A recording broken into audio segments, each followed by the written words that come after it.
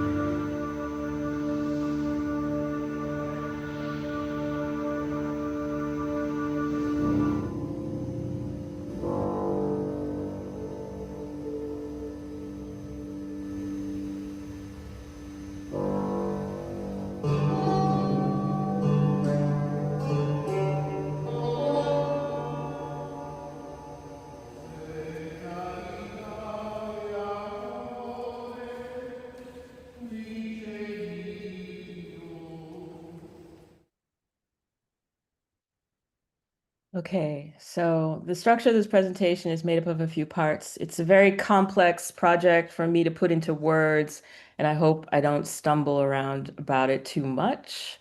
But if you have questions while I'm talking, please put them in the chat and we'll try to answer you later. I'm going to start with the origins of the project, go on to the technical development of the pieces that make up the show you some behind the scenes in terms of how the build out of the physical exhibition space went, and then give some final thoughts about opening up this space to the world.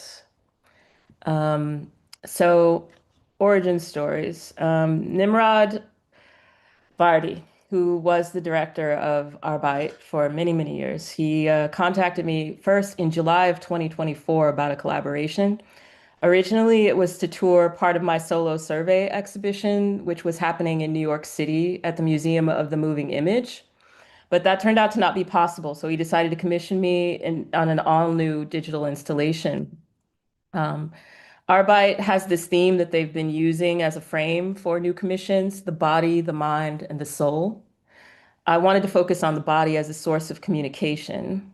Uh, Pita got involved as curator around June of 2025, and we opened the show on September 25th of 2025.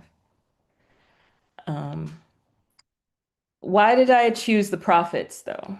Um, I chose the prophets because at the time where I was conceptualizing this installation, we were in the thick of daily bombing of Gaza. And I couldn't imagine not reflecting the pain of that situation in some way.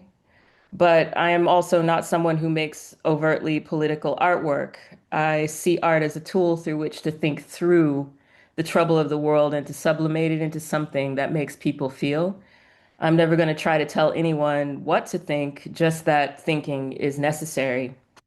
I opened the show with this particular quote from Isaiah, the book of Isaiah in the Bible, and it became kind of a guiding principle for reasons that I'll probably go into again and again. This idea of listening but not understanding and looking and not perceiving, I considered this to be like one of the, I don't know, sort of one of these hard sayings that's in the Bible, and you wonder why it's there. Like, am I not supposed to understand? Am I not supposed to perceive? So when Nimrod asked me for an outline, this was kind of what I gave him, which was my vague idea at first. But it's was surprisingly what happened. I wanted to talk about specific prophets, Elijah, Jeremiah, Ezekiel, and Daniel, primarily because they were my favorites, the ones that I wanted to study and wanted to learn from, I suppose. Um, and I sort of summed it up like a prophet speaks up for God to a people, bringing past and present and future together in a message, especially when we show disloyalty to God in how we treat other people. Prophets speak on oppression and suffering, assuring people that God's promises will come to pass, good and bad. They show through their bodies the particular message they hope to communicate. I see these sculptural embodiments as narratives which speak to people today about the horrors of war and how, with grace, we can have empathy with each other's plight. And originally, I had planned for these to be animated but interactive digital sculptures and not animation, not video. For various reasons, they ended up being videos. And I was going to show them originally in these arcade cabinets, but that didn't happen because it became a video. But yeah, we'll get into that. Then there was originally the interactive program was called Sybil. And but it was always meant to be a textural software artwork controlled by a sculptural element. And then request if the windows could be covered in blue gels, if possible. Um, and that ended up happening. Um, so there's this question of the guardian figures so this would be the ones in the show are 3 and 4. So these two are 1 and 2. I had already made these two ram figures. And to me, they were like very important symbols of violence. I work a lot with characterization in my work, and Ram is a repeated character that appears again and again. So two countries at war symbolized by two rams, so similar to one another, both in ruins. Um, these totems will be seen. I would originally always plan for them to be seen when you come in. But originally there was a lot more to the show in terms of the way it was laid out. I did want to show projections of the world destroyed. I wanted to actually have more control of the world through the keyboard, for example, things like this. Now, the reason it was laid out this way was because we were originally in a different space. I'll talk about that in a minute too. Um, but the rams themselves as symbols, a long time ago, I made this sculpture that you see on that's whole, and there was an incident where the sculpture had to be destroyed because of like a lot of reasons I don't want to get into, but the sculpture needed to be destroyed. And this was a very strange position to be in as an artist, where I had to have a sculpture destroyed by someone. And I was kind of traumatized by that. So ever since then, I decided that I wouldn't remake that particular red ram sculpture, but that I would translate it into digital versions that would always be broken. This wanting to use this in the prophecy exhibition was quite important to me because I felt like it symbolized something. They're guardian figures that don't actually guard anything, and in fact are constantly in a state of disrepair and are constantly falling apart. So what ended up happening was that I displayed those at the entryway to the first room as and in a way kind of always in this state of entropy and falling apart, but never completely destroying themselves. Um, so these two, which are Rams 3 and 4, Red Rams 3 and 4, were very much like tailor-made for this particular installation, in that they no longer represented the two countries at war that the other two did, being Israel and Gaza. Like, and now to me, these were empty vessels for to represent the destruction of a world in trouble. So also representing that are, and I'm not going to go into them too much because, so I just wanted to be able to summarize these two characters here. These two characters are representative of the remains of the human population of that destroyed world. So on one side we have Iphigenia. So there's always a little bit of syncretism going on in my work. So that she's from a Greek myth actually, and not from the Bible. So she is the daughter of Agamemnon, who had to die and had to be sacrificed in order for the wind to blow. She was sacrificed to Artemis, so that the wind would blow and the ships could sail off to go to war in Troy. She's always kind of an important symbol for me of someone who went willing of a martyr's death, I guess, even though it was in Greek myth. There are parallels to stories in Christianity, but in this case, I chose Iphigenia to characterize for these holograms. The other hologram that appears in the Red Room is of Isaac. And that, of course, is biblical story of Isaac, who was carrying the wood for his own sacrifice up a hill. His father, Abraham, turned out didn't have to sacrifice him as God stopped his hand. But in my version, I wanted it to appear a bit more bleak. These two children to me were a necessary kind of translation for me of all the children I was seeing die daily, basically, at that point in time, when I was developing this installation. So I needed them to be the martyrs, I suppose, of the broken world. And they are seen in small, very small chapels situations that are inside the exhibition. Um, what I wanted to say earlier, I don't know why I put this slide here, but was that Arbeit's moved locations. First location was in Canning Town. and the room was a certain size. It was just one big volume. But when they moved to Camden, the space got almost twice as large, and also was I was the first to be the first exhibition there, so it was a bit of a challenge in that sense. And so originally, when I was designing this exhibition, it was, of course, much smaller, and I had a completely different plan. These were some of the renderings, very, very early renderings that I had made for thinking about how this show might look. Um, yeah, as you can tell, it turned out totally different. Other inspirations, just to go into it a little bit, were the use of color. This is an image of another installation that I did a while back, where I used the color red, the gels over the windows, to give the world outside a very a distance and an otherworldly view to what you were looking at inside the room. The color kind of ended up creating a volume of space that became almost sculptural feeling. And I definitely love to use that effect. Another thing, this is another exhibition view, is projection, using the walls and having the walls dissolve through the projection, and the projection becoming this liminal element that sort of feels like there's something that exists and hovers between something flat on the wall and something that's in the space with you. This piece which is called Known Unknowns, is also in the show.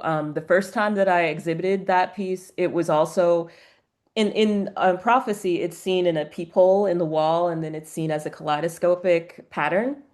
But the first time I showed it, it also had an optical effect where that we were using eye tracking to create a 3D effect to make the feel like the digital sculpture was kind of hovering in front of you. So I knew I wanted to repeat some kind of optical tricks, you know. Thus, I ended up using the Pepper's Ghost holograms with the two children, and I ended up using the peephole with the kaleidoscope. I would say that the main installational, is that a word? Installation inspiration for me was Teiji Furuhashi's Lovers, which is in the collection of the MoMA. I had the honor of seeing this installation in 1995 in New York City when it was on display there. And there's this beautiful um, stack of video projectors that's in the middle of the room that's slowly turning and making it seem like these bodies are running and colliding with each other, falling apart, you know, away from each other in a kind of dance. And that was always something that I remembered and made me want to try and replicate a kind of effect where you feel that you are standing with an almost impossible cast of characters um, acting around you. I'd say the last inspiration, of course, was Rome, where I live. I'm often like wandering into random churches, as one does here.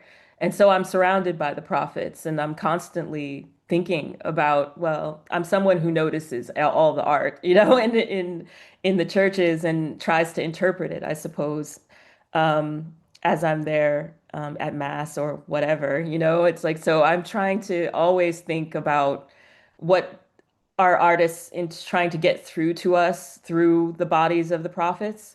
And what is a prophet anyway? It was something that was at central to this installation. And so to look for answers to that, I had to make work, actually. But to quote somebody smarter than me, you know, Abraham Heschel says, indeed, the sort of crimes and even the amount of delinquency that fill the prophets of Israel with dismay do not go beyond that which we regard as normal, as typical ingredients of social dynamics. To us, a single act of injustice, cheating in business, exploitation of the poor, it's slight. To the prophets, it's a disaster. To us, injustice is injurious to the welfare of the people of the poor of the people, but to the prophets, it is a death blow to existence. To us, an episode; to them, a catastrophic threat to the world. Their breathless impatience with injustice may strike us as hysteria. We ourselves witness continually acts of injustice, manifestations of hypocrisy, falsehood, outrage, misery, but we rarely grow indignant or overly excited. To the prophets, even a minor injustice assumes cosmic proportions.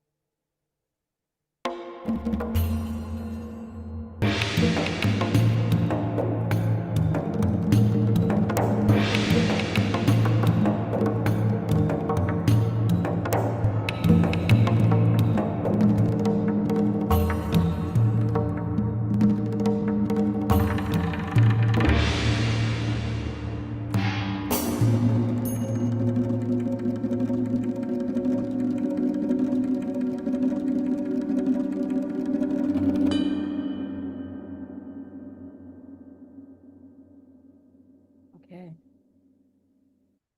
so those were the prophets. And now I'll talk a little bit about developing them entirely. Let's see. Okay, the development, right. So these were the collaborators on this project. Pita, who came on and really motivated me and helped me keep me on track. Laura Rain Smith worked in animation. She really was the MVP of this whole thing. She and I worked, I mean, most of what I did on this project was working with Laura on the animation. Anya Catherine was the movement coach who helped me to, I'll lay that out, what she did.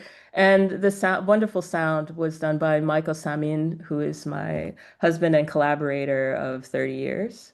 And the final collaborator, I suppose, was Claude, the AI.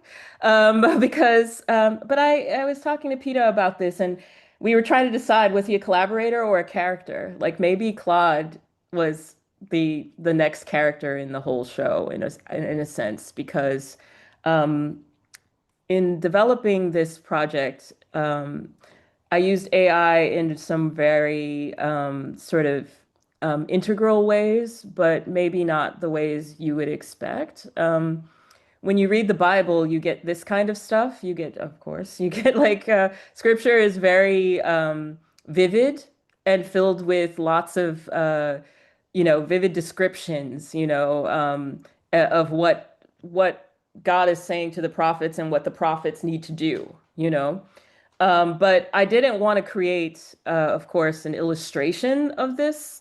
Not only would that be way too difficult, also would kind of be beside the point. I was more trying to develop a kind of choreography from based on all of these things. Um, so what I asked the AI was, what was the prophet physically told to do and where? So I would get lists of things like, Ezekiel was told to eat a scroll. He was told to, and my favorite thing, to lay on one side for 390 days and lay on his left side, right side for 40 days. These kinds of things, these kinds of lists of extremely, um, when you read the list, very extremely absurd things, which makes you wonder why people were supposed to understand. I mean, in the Bible, it's sort of translated for you in a way, saying, "Oh, you'll lay on your side, and people will think this." But I was always reading this, going, "Why would anyone think that?" About and I think that this was kind of interesting for me in terms of developing the choreography. Um, so in the end, from those lists, I ended up, along with the AI, indeed, like sort of combining it into chapters, 4 chapters per prophet. And so this is heavily edited. So the AI would give me what it thought, and then I would sort of edit it down and then change it. And then, so there was a bit of a back and forth. But in the end, I settled on this. So this is my draft edited document. In terms of the look, I was trying to come up with something very minimal, much like a dance performance, like modern dance performances, where the staging is almost not there, and it's all about like drape and movement. So this was my mood board for the clothes that the prophets would wear. Um, and technically speaking, for a moment, this is all the software that I used. It's like so just to go over it slightly. Blender 3D was my main 3D tool, and then I textured things using Marmoset Toolbag. I'd say that the real magic came in when I discovered 3D SK again. Of course, this is like a mainstay for game developers, 3D SK, where you can download scans and textures and things like this. But they have a whole database of bodies, basically. So I went through those bodies and found actors, you might say, and downloaded those 3D scans, used a software called Wrap to make them animation ready because the 3D scans are too complex to animate, really. And then Laura and I used a software called Quick Magic, which is an AI mocap system, in order to get animation from video that I recorded.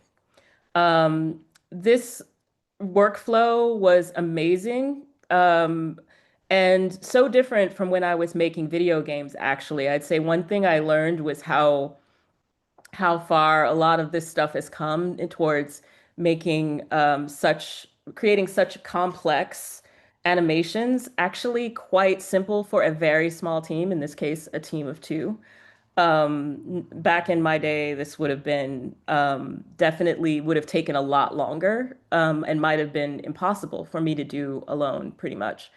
I also like to shout out to all the Blender tutorial makers on YouTube. I could not live without you either, because Blender is a very deep software, and I used it in ways that I had never used it before, actually. To be honest, I had never made of video animation before in my life. I've been as a game maker, you deal with real-time animation, which is very, very different than a rendered video. So once I had these are my guys, these are my cast of characters. I straight downloaded straight from 3ds and altered so that they would work for my purposes. Um, but even that, like all of this was kind of magical to me that I was able to use software in this way today to create something this complex by myself, more or less. I mean, me and Laura.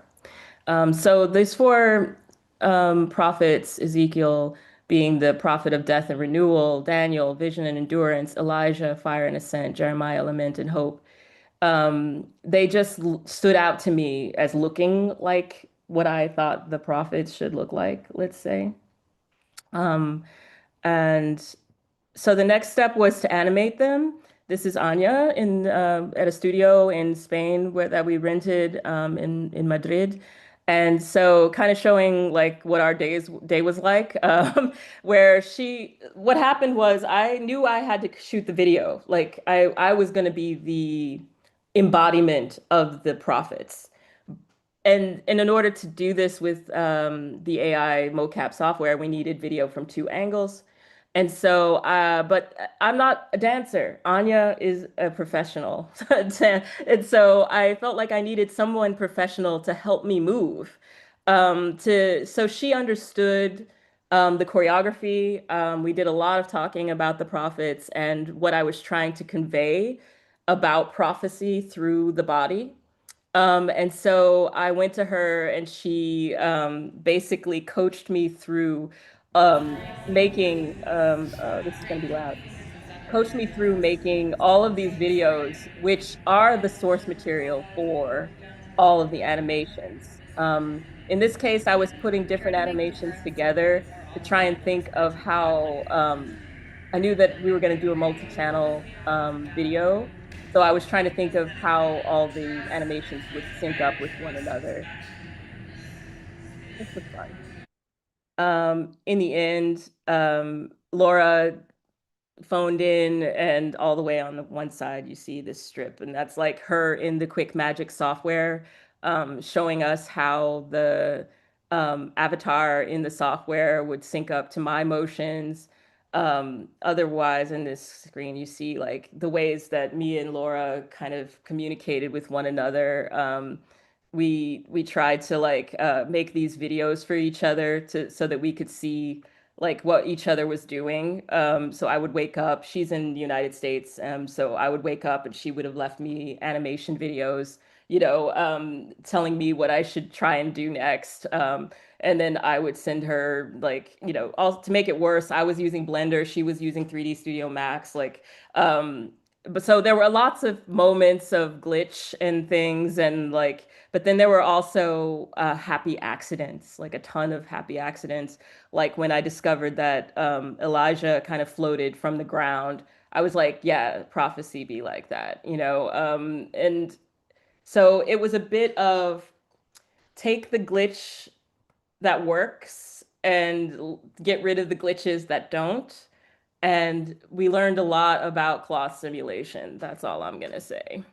But when things actually did start working, um, and we finally figured out how to render properly, like, because Laura and I have been working together for 20 years on games. She's a professional games animator. She had never really rendered, like, animated for video either. So neither of us knew how to do cloth simulation. Neither of us knew how to make something look like water, or like, all it in a way that is rendered. It's hard to describe if you don't know what I mean, but I'm trying. In terms of the sound, after we had rendered everything out, I gave it over to Michael, who has been studying music for many, many years, and I didn't know what he was going to do until the last minute. But he basically gave each prophet their own instrument, and through those instruments try to express their motions. And I must say that without the sound that Michael came up with, the the effect would not have been what I intended. He really was able, as usual, to understand what I was trying to get across and to make it an emphasis that I couldn't have foreseen, honestly. Um, so shout out to Michael. Okay, now I'm going to go to a different piece, Idle.app, which is the interactive keyboard piece in the show. And I wanted to signal this one out for several reasons, but the main one because another important sort of overriding theme of this is idolatry, which I felt like was appropriate because of the guardian figures, the rams that I was trying to destroy, and also because this app that I wanted to make, this application that I wanted to make on the keyboard, was specifically about this psalm where it's about against idolatry. Their idols are silver and gold made by the hands of men. They have mouths, but they cannot speak. They have eyes, but they cannot see. They have ears, but they cannot hear, etc. Was very meaningful for me. When I converted to Christianity, I was a little bit like, well, wait a minute, what do they mean by idols? Are we not supposed to make art? But wait, all the churches are filled with art. I don't understand, you know? So it was something that I tried to understand in a very serious way, but in the sense of wanting to make this particular piece, I felt like it was super important to use AI, and the AI does all of these things in a lot of ways. And I feel like a lot of people think of AI as a kind of idol. Like it's going to solve your problems. It's going to tell you when to, you know, what to do. It's going to like, you know, you hear of people thinking of AI as if it were human and were a character. So I decided to kind of treat it in that sense and to use it to create, to code the application. It's the first time I used AI as a programming tool. And I enjoyed it I was surprised at first to enjoy it so much as a JavaScript programming slave, which felt a little weird. I used it at first to compile the database from which the app pulls the words that you see on screen. I asked it, give me a list of everywhere in the chapters of the prophets that I'm using where it says, "Thus says the Lord." What did the prophet say to the people? You know, and so it gave me a huge list, which I compiled. And then I also told it to find parallel sayings in the Sibylline oracles. Again, trying to mix it up. Because I wanted there to also be to the installation this idea of an oracle. So I have here this little quote: "The Cumaean Sibyl prophesied by singing the fates and writing on oak leaves. These were arranged inside the entrance of her cave, but if the wind blew and scattered them, she would not help reassemble the leaves to recreate the original prophecy." So this is in the show, you'll find there were all of these printouts sort of scattered along the floor that were printed from the app which is present in one room into the other room as sort of a nod to this idea of the prophecy that you create is something that you can't keep and can't interpret either. This idea of not being able to read, to not understand, um, was quite a, a theme in the show. And why? I would say that it's probably because when I didn't believe, I found it very difficult to understand everything that had to do with Christianity. I didn't take it at all seriously in a way. Like I didn't understand it. You know, it's like you could read the prophecies all you wanted, you could read the books all you wanted, but it didn't make any sense at all. You knew it was important to culture, but you didn't get it, you know. And I think in the end, that's by design. By design, that's the way it is, you know. It's like only through faith that you can truly start to apply it and understand it to your life. And so I wanted somehow to recreate that feeling, um, and or to make it tangible, I guess, to the visitors. So um, Pita recommended this beautiful book, Between Poetry and Painting, which was the catalog of an exhibition. I think was, yeah, it was IICA London in 1965, and it has tons of beautiful, beautiful examples of concrete poetry. And that turned out to be like the most interesting way, I thought, to to sort of get across this idea of having these very important, life-changing prophecies, but you're just going to play with them.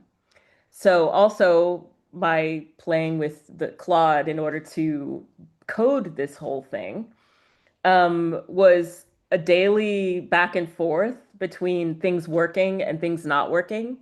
So I'm talking to this, AI, and it's telling me, oh, everything is perfect, everything works, and of course it doesn't work actually. And so I'm constantly struggling and fighting with this system in order to create something that I want people to interact with. It was a very interesting experience, and in the end, we created this software that creates concrete poetry out of prophecy. You could sit here and read it, the sea shall rise against you, and your gold shall lie beneath the waves. All of these things are straight prophecy, like telling you what you should do and not do, in order to find peace, or in order to what you should avoid in order to stop war. But there's no way that you can actually really read it. And you're not going to, because in the end, all of this is animated every time you're touching a keyboard. And so you're way more interested in this sort of interactivity, than you are in the prophecy that's being handed down to you. And I think that's realistic. In the development of the keyboard itself, I found this giant, giant double-sized keyboard on Amazon, that I really loved. And so I took that and knew that I wanted to reskin it. I asked the AI what it would look like, given a bunch of different parameters that I gave it, and it spit out this image that's in the top corner. But the funny thing is that the material that it chose actually exists. And I was able to find this sort of glittery red 3D printer filament that I ended up using in my version, which is the 3D model rendering there on the side. But it's not so very different from what I originally designed the Sybil to be. So more pics from the making of. This whole thing was super complicated, much more complicated than I thought it was gonna be. Reskinning a keyboard is something a lot of people do for fun. I wouldn't do it for fun, but in the end, it worked out. Okay, building the world, quickly. As I said, Arbite moved to this new location. This is what it looked like when I first saw it. Like I had already designed the exhibition for the other space, and then they brought me here and they said, no, it's going to be in this room, these rooms. And I was a little bit like, it used to be a police office or something, but for the transit police in London. And it was a little shocking and a little bit like, hence Pita's worried look on her face. We were both sort of like, wow, okay. But the team did a beautiful job of renovating it. Um, this is when me projecting the videos as I was working on them in my studio, here, just on my wall, so that I could get a feel for the scale, because so all I had was this picture, and then I'm trying to imagine like what my work looks like, sort of projected, but I'm kind of used to guessing these kinds of things. So this is when we were working on the projection mapping, and I had never done a 3-channel video, let alone a projection mapped 3-channel video before.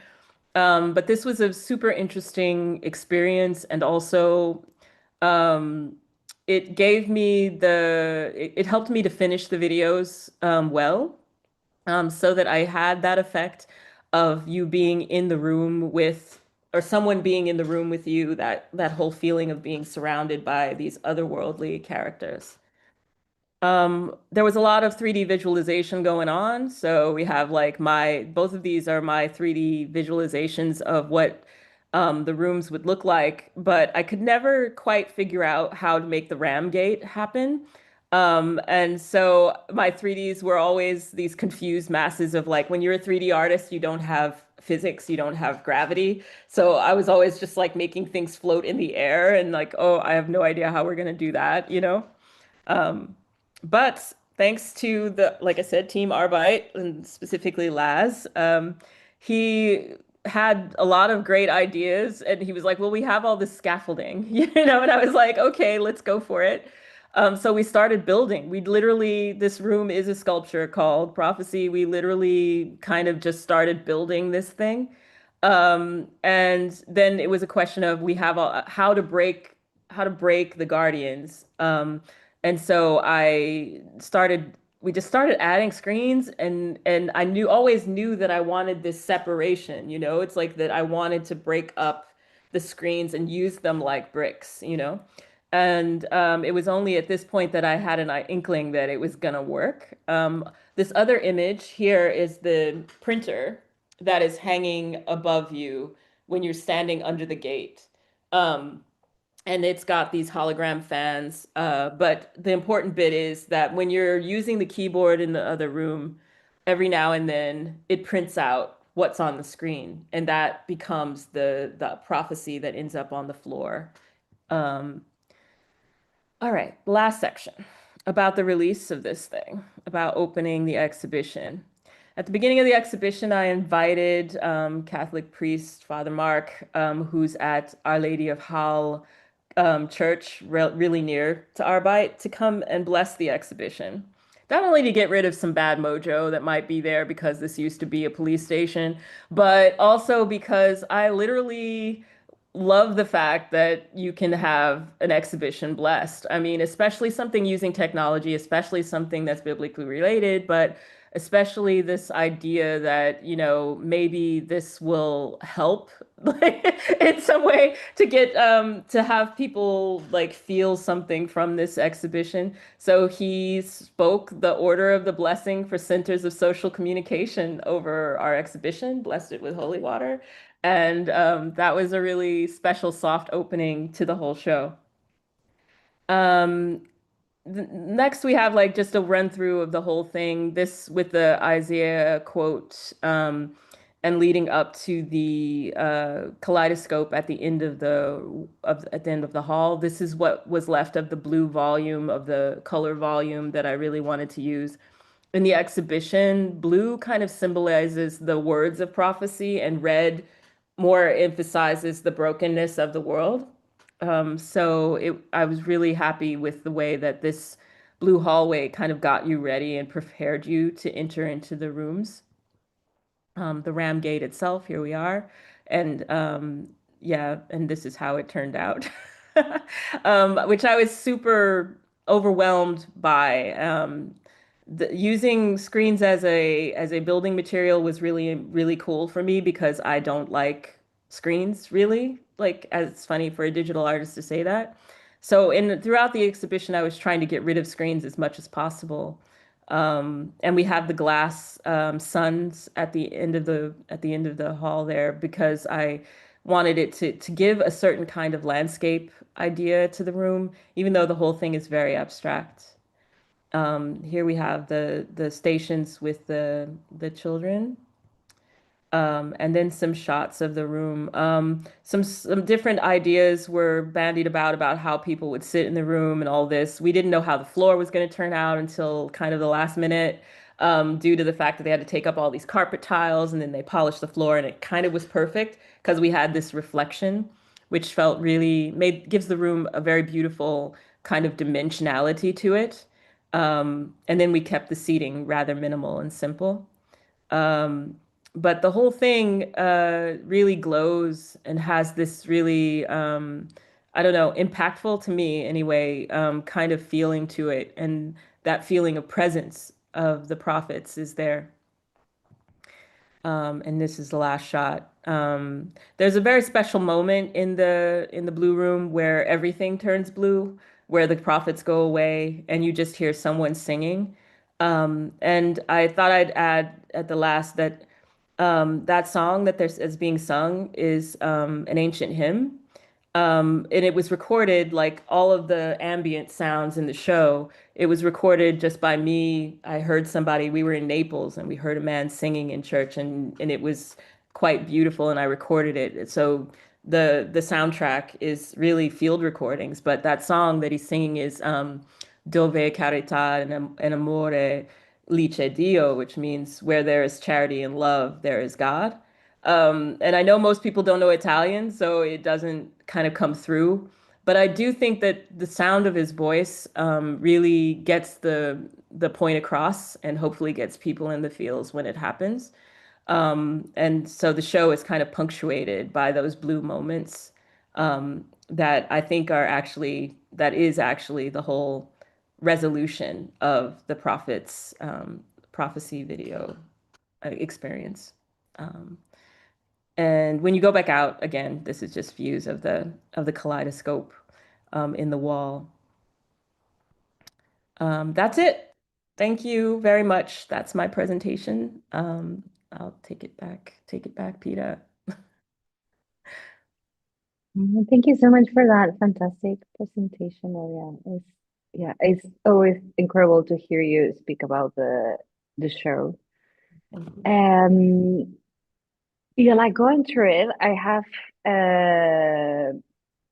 probably quite I have a lot of questions that maybe we can discuss through this conversation, but also like through the tours that I have guided in the galleries and like some of the questions that keep coming up. I thought it was going to be good to reflect on some of those questions through this Q&A. Mhm. And I also want to remind people that they can add their questions into the chat and we will like go through them as well in this session.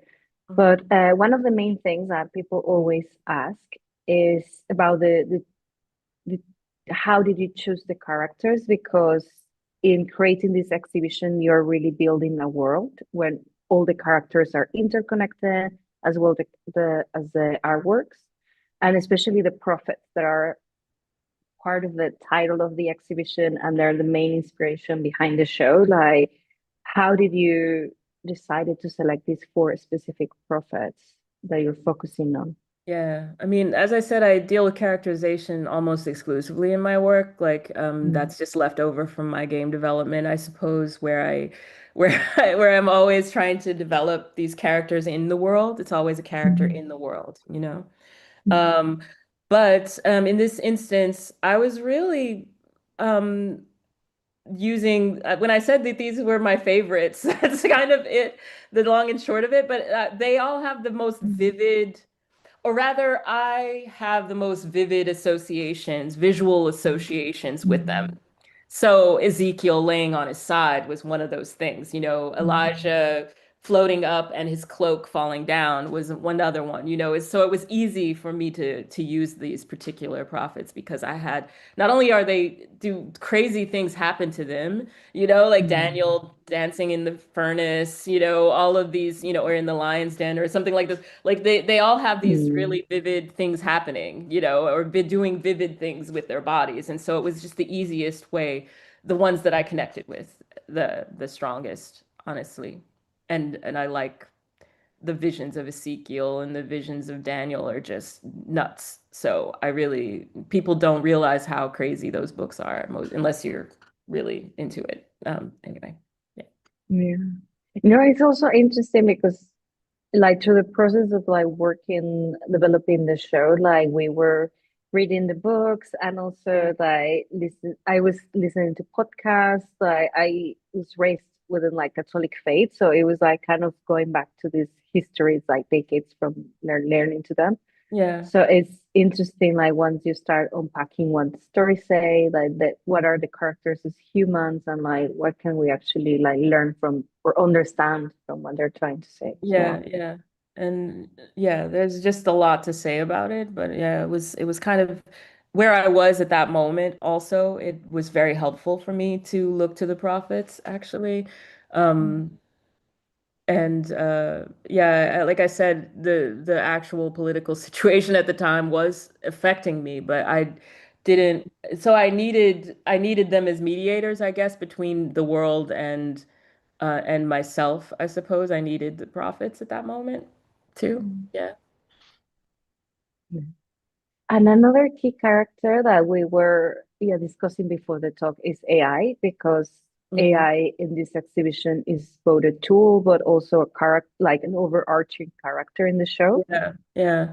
It's It not an will give obvious one, thank goodness, but it since I used it so fundamentally kind of to develop the choreographies, to narrow down the database, things like that, and to program the application where it kind of so at a certain point, it started putting in audio. There's one key, if you hit it, it starts speaking the words. And I was just like, wow, okay, you're gonna actually make this thing speak. It kept wanting to do things like that, and kept wanting to do it. It's like it's funny. It's like you lead it to a certain direction, and then it takes an action, and you kind of have to tell it to calm down, or don't do that, or it breaks everything. So it's an unpredictable collaborator, and thus it became a character, and just daily sort of hammering away at this. It wouldn't have been faster if I hadn't used AI. Like, I don't even think I could have programmed this without AI in the end, It's like, but it did give it a certain character to it that is not me, you might say. Like, I would not have made this way. So it in that sense does become another character. And the fact that it's like that you're playing with the keyboard in one room and it prints in the other, to me that's sort of like giving it a bit of an agency, that it can try to reach the real world in a way. Um, in future iterations, maybe I'll make that more explicit. Like, I don't know, Um, but yeah. I think it was an interesting experience to use it in this way, in the ways that I did. Yeah.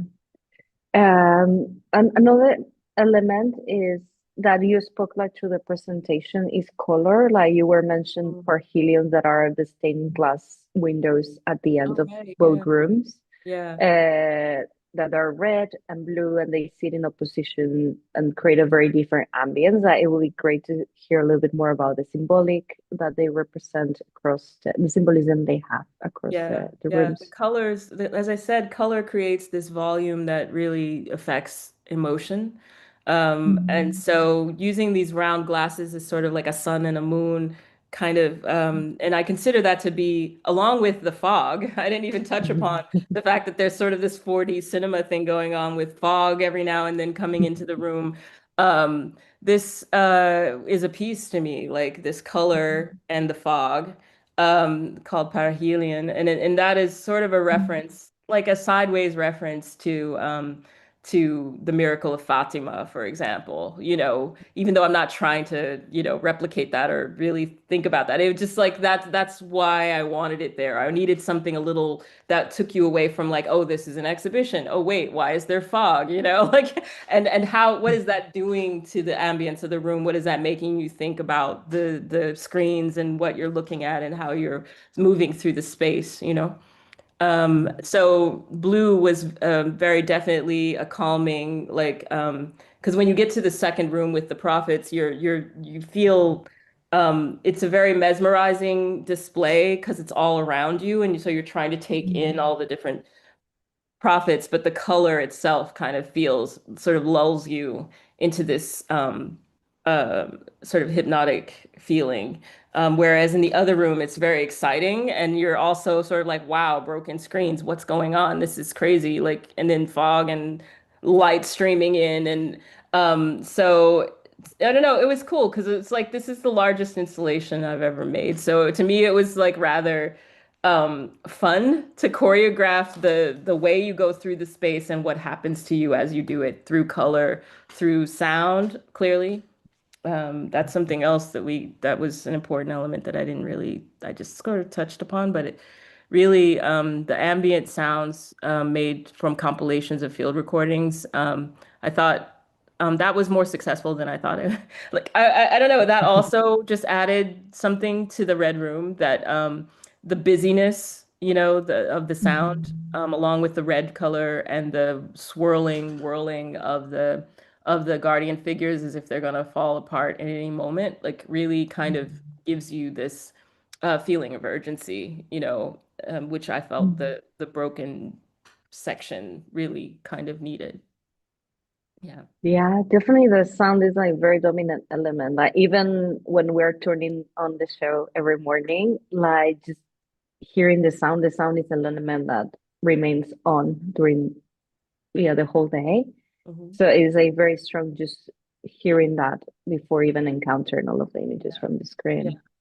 So I think the sound element was because you could go in there and just listen, and be there with all the things whirling around you.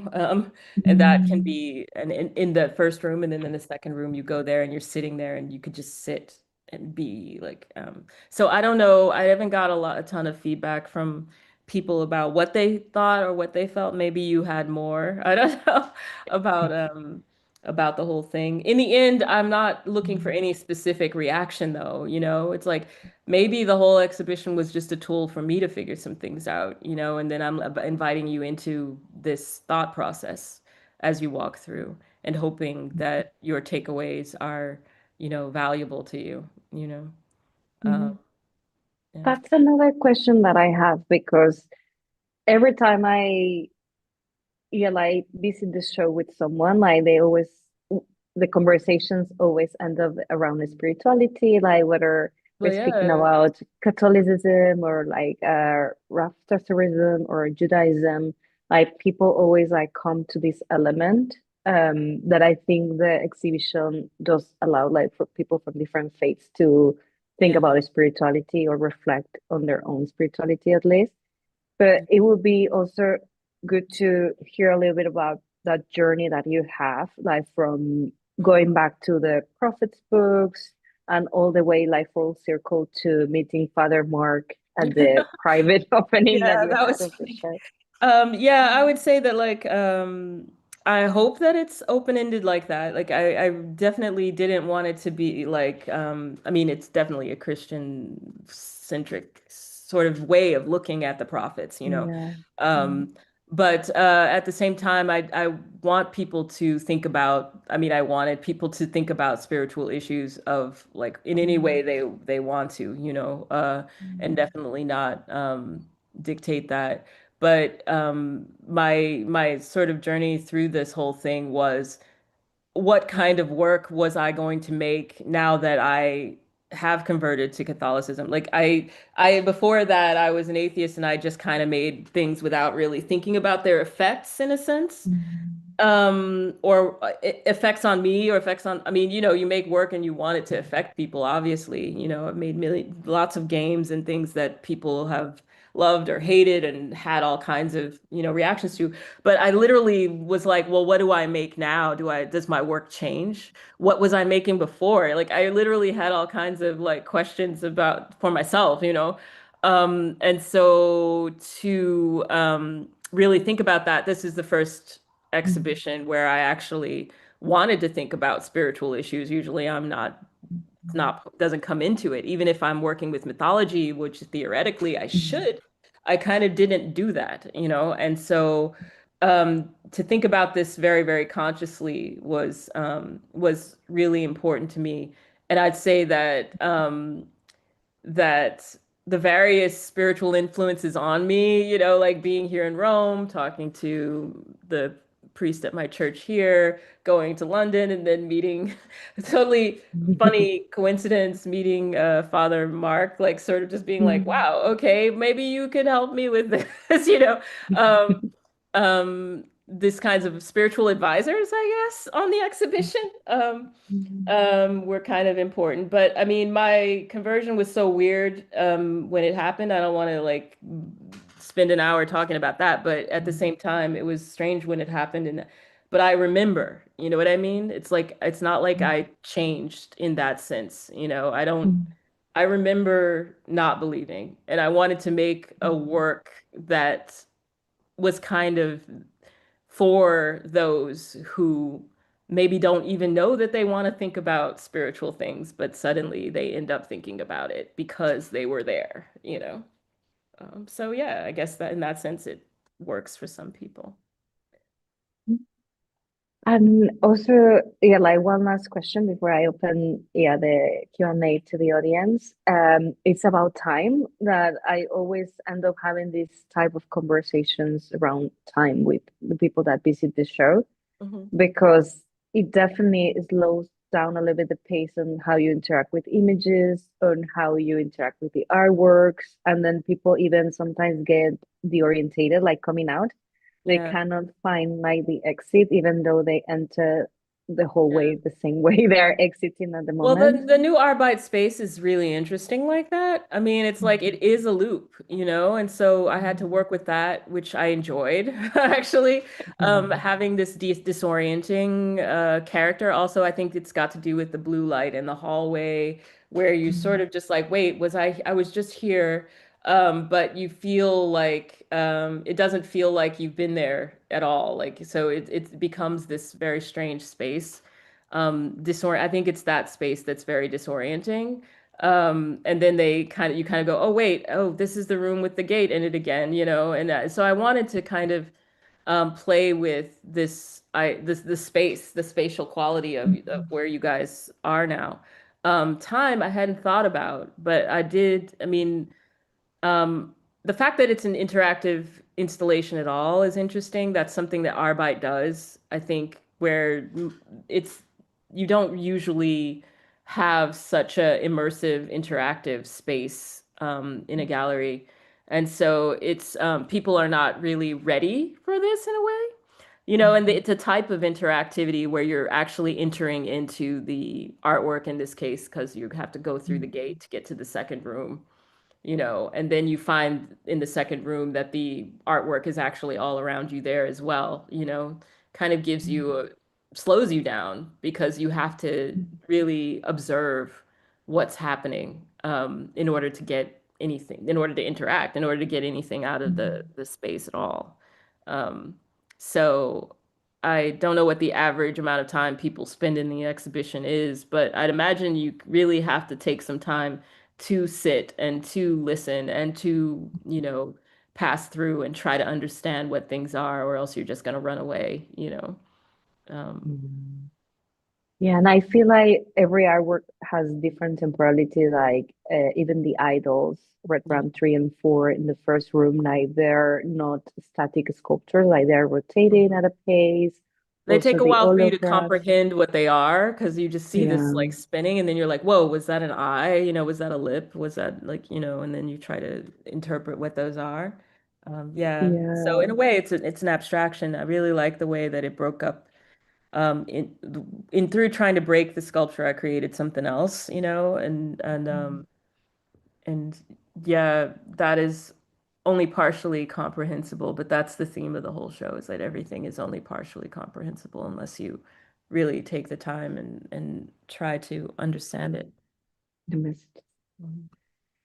I'm gonna, yeah, like start with like some of the questions that are popping up in the chat. Uh, we have a question from Alexandra. Alexandra is saying, "Thank you for the fascinating talk.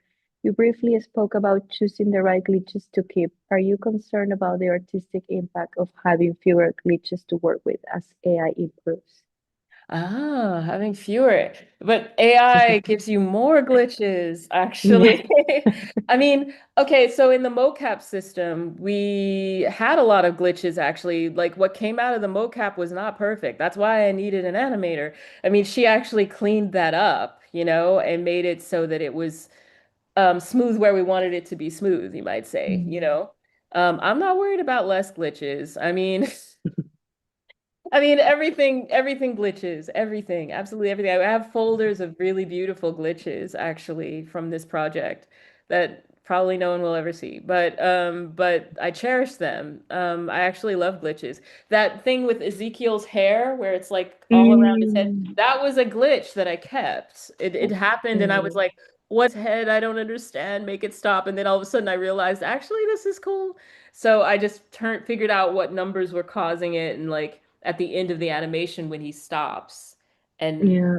you know and gathers his gathers into himself, his hair calms down and falls down, and then his hair becomes this kind of floppy accessory, so you'll always have glitches. You'll always be able to decide what's a beautiful glitch and what's a mistake. That's an artistic choice, obviously. Mhm. Yeah. Yeah, that's interesting because that's one of my favorite moments, when he's losing himself. Mhm. Yeah, like dancing with her hair. I didn't know that was a glitch. Yeah, it started as a glitch. I made it intentional. But also his pants turned from red to blue. So like he was like losing himself. He's like ecstatic, and everything. And then all of a sudden he gathers himself and his clothes turn blue, his hair falls down. Like, Mm, all these kinds of moments were really mm, taking advantage of glitch. yeah. And we have another question from Samantha King. Wonderful to hear about your process. Could you talk a little bit more about the music composition and sound design in relation to the characterization of the prophets? Yeah. As I said, Michael took it over. At a certain point, he was like, "Oh, I want the videos to be completely done before I do the mu music." So this was done relatively late in the process, the sound of the prophets. I handed him folders full of videos, and he just said, "Make something happen." Yeah, and because I trust him completely because we've been collaborating for 30 years. So so he chose to give, like I said, each prophet their own sound, but he um, was able to create a situation where even if the sounds overlap, it sounds like music. Even if it's not like perfectly, you don't have to perfectly start one and then start the next for the sounds to overlap and them to be perfect. They're just always create this beautiful overlapping sound. I don't have an example of that like in my video that I showed you exactly, because you kind of have to be there for it. Originally, this whole thing was supposed to be two channel, and I thought it was just going to be two sounds that had to overlap. But then all of a sudden, it became three because we had three beautiful walls at Arbite. And so then all of a sudden, I was in this situation where the sound, if they overlapped with each other, I was worried that it was going to end up being a cacophony.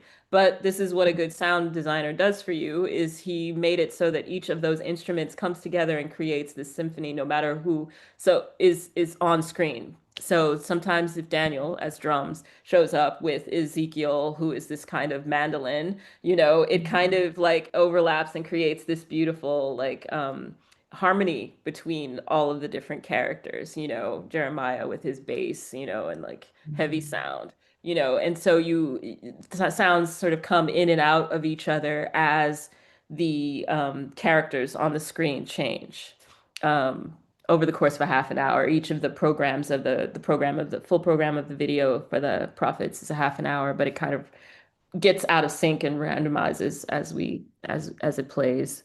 Um, and so, yeah, so this really added to the characterization of each one of them, in my opinion, like really got their personality across.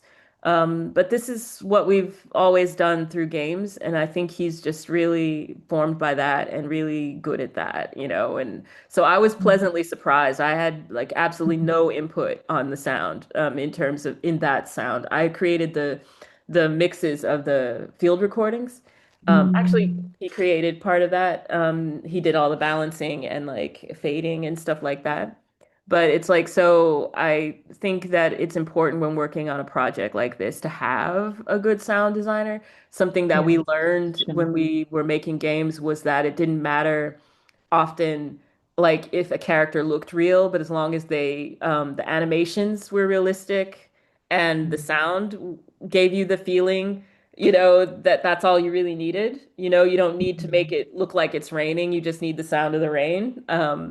That sort of these sorts of tricks, like sorts of sensory um, clues are way more important. So even the prophets looking really minimal and like it's not a professional, I mean, it's not a fully polished like Pixar animation, like, that I made, it's like it's very stripped down, much like those dance performances I was talking about. I wanted it to look a little bit like the colors really bold, and then the sound makes it feel more polished, feel more done more because of the complete thought, I think. Yeah. Yeah.